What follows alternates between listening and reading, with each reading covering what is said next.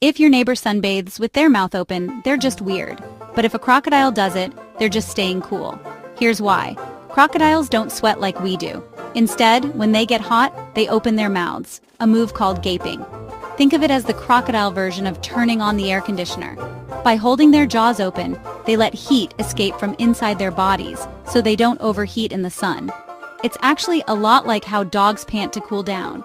And that fierce grin, most of the time it just means, "Ah, that's better." So next time you see a croc with its mouth open, remember, it's probably just chilling. Nature always has the coolest tricks, doesn't it?